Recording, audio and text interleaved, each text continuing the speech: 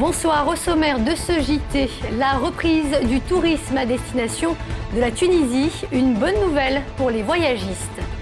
Gros plan sur les magistrats, une profession qui doit faire face à de nombreuses difficultés. Et puis l'OL se prépare à rencontrer Nancy en championnat, peut-être l'occasion de recoller au haut de tableau.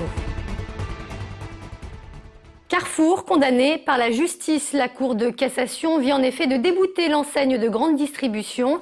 Cette dernière aurait durant de nombreuses années rémunéré ses salariés en dessous du SMIC horaire, une pratique dénoncée par des employés des magasins de Givors et d'Écully. Pour les syndicats mobilisés depuis 4 ans, il s'agit là d'une grande victoire. Cet arrêt pourrait en effet faire jurisprudence. Aujourd'hui, Carrefour a été condamné. Mais il reste que les salariés n'ont pas rien obtenu pour l'instant. Il reste le Conseil des prud'hommes. Ça, on va mener une action le 28. On a quelques dossiers à déposer. Je pense, si je ne dis pas de bêtises, plus de 300 dossiers. Et ce qu'on espère aujourd'hui réellement au niveau national, que le groupe Carrefour, je parle bien du groupe Carrefour, parce que le problème du SMIC ne concerne pas que le Carrefour. Je parle bien de la grande distribution. Ce qu'on souhaite aujourd'hui, c'est réellement qu'il y ait des négociations, que ces entreprises se mettent autour d'une table pour trouver un arrangement. Les usagers des TER appelés à faire grève. Le mouvement a été lancé par une association de défense des voyageurs pour protester contre les nombreux retards enregistrés ces derniers mois sur les lignes de la région. Les abonnés sont incités à ne pas présenter leur titre de transport aujourd'hui en cas de contrôle dans le train. L'association espère ainsi faire pression sur la SNCF pour obtenir des indemnisations. Une action qui a fait ses preuves puisqu'en janvier dernier, des usagers du TGV avaient obtenu gain de cause. Boudé ces dernières semaines en raison du soulèvement populaire qui a bouleversé le pays, la Tunisie attend à présent de retrouver ses touristes.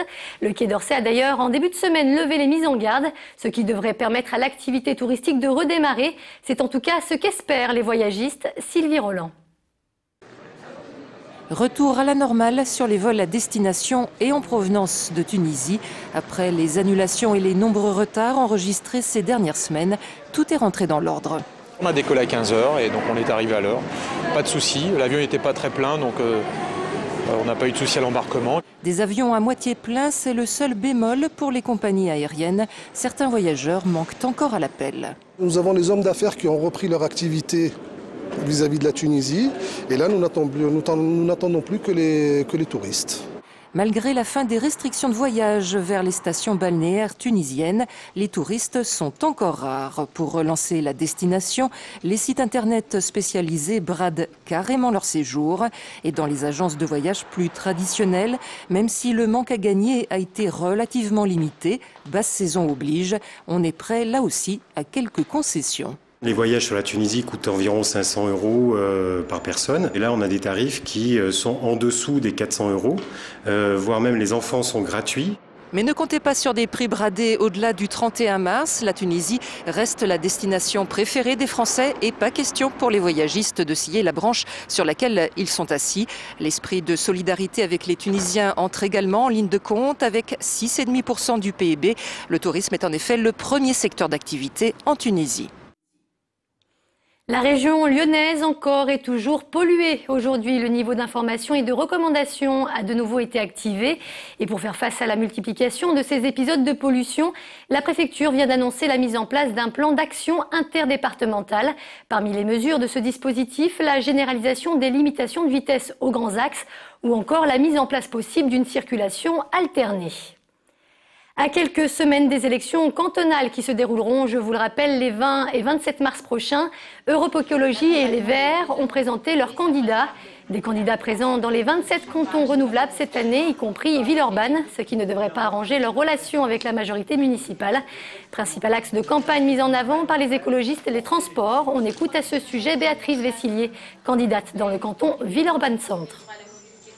La question des transports est justement centrale dans nos propositions parce que nous débarquons de tous les autres partis qui aujourd'hui gèrent le département.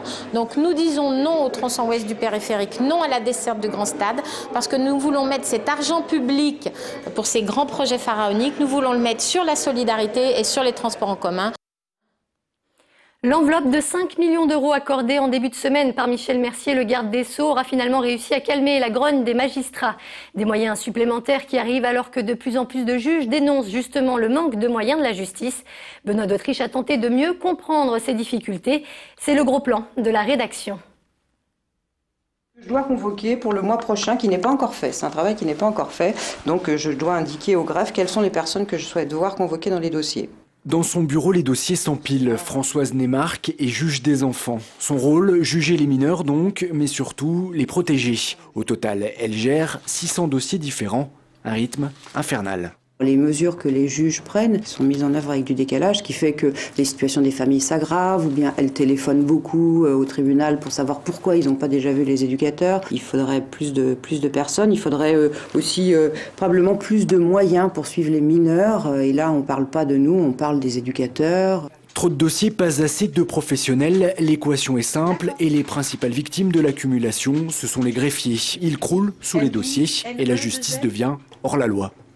On est obligé d'intervenir sur d'autres cabinets parce qu'il manque des greffiers, parce qu'il manque des agents. D'après le code pénal, on devrait taper les jugements 8 jours, dans les 8 jours après l'audience. Enfin, je suis à 5 mois, moi. Le tribunal des enfants n'est pas un cas isolé.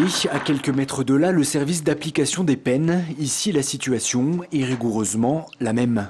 Le gros problème qui est particulier sur Lyon, c'est qu'il y a 3000 jugements qui n'ont pas été encore frappés ni ramenés à exécution. C'est des peines de 2009, donc on va déjà arriver à 2 ans de retard. Les juges dénoncent donc le manque de personnel, mais derrière le mouvement, c'est bien le gouvernement qui est visé, accusé d'accumuler les lois sans donner à la justice les moyens de suivre.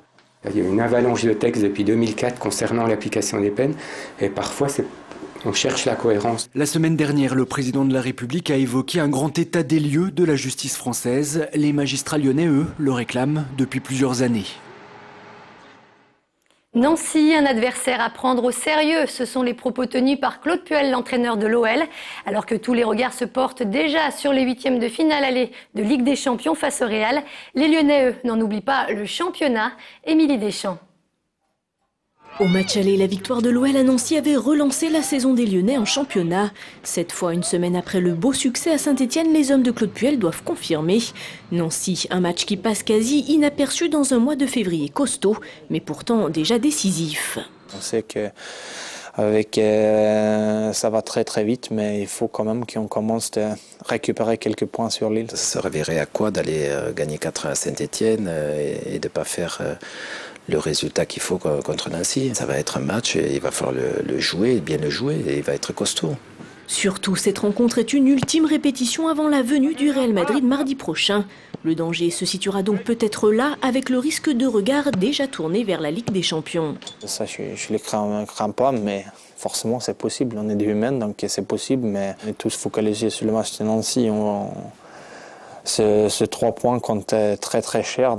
C'est une particularité, on sait où ce match se situe, on sait que ce n'est pas une affiche et que ce sont les matchs les plus difficiles à jouer. Maintenant, toujours pareil, on sait l'importance de ce match. Demain soir, l'OL aura donc avant tout à cœur de retrouver la confiance à domicile avant le grand rendez-vous de Ligue des Champions qui verra débarquer à Gerland le Real et ses stars. Et c'est la fin de ce JT. Merci de nous avoir suivis. Très bonne soirée sur TLM.